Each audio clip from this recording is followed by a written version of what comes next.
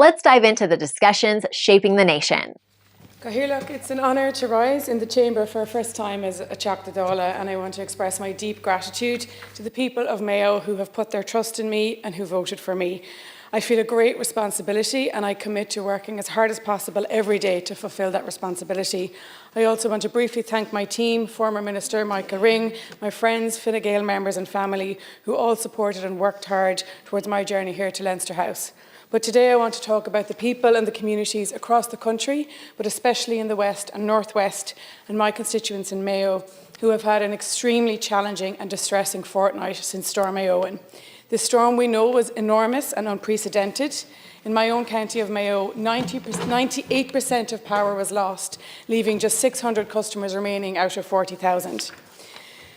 Thankfully, there has been limited loss of life, and I really want to extend my sympathy to the family of Casper Dudek. But farms and homes and businesses and community facilities have been destroyed or left really damaged, with those supporting them counting the costs and bearing this stress. The last weekend I visited some of those areas, saw the destruction firsthand, and really the hurricane-like destruction that was in places like Burrishoole GAA, the Connacht Centre of Excellence, and indeed farms where sheds and fences have been totally destroyed. At the forefront of my mind every morning and every night, as I've been working extremely hard since the storm, has been the elderly people who are of a different generation who do not want to leave their homes. They're very resilient, but it's got very cold and it's extremely struggling after a fortnight. Autistic families who rely on routine and assistive technology, who again did not want to take up the offer of alternative accommodation. We have to keep these people at the forefront of our mind and continue to work as hard as we can to ensure power is restored. But the worst of times bring out the best of people, and I want to thank the weather team. The red warning definitely saved lives. The crews on the ground, Éowyn, the almost 3,000 staff with the ESB, Air, the Air Corps, the Civil Defence.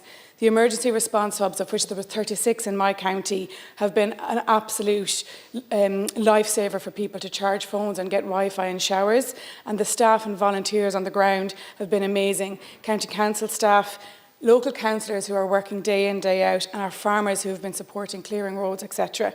The Humanitarian Assistance Fund has been helpful and will continue to be helpful, but I agree with many of my colleagues to say that more is needed here, more support will be needed for farms, for businesses, for homes, and I think clarity and clearer communications around what's included, how to get it, etc. There is learning here and we must move forward with learning, especially when we look at ESB.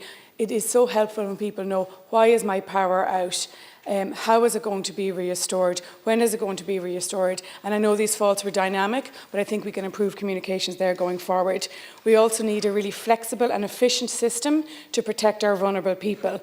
People who are elderly, who do not want to leave their homes or who are cut off from communication, medically vulnerable people, and again, autistic families that rely on routine.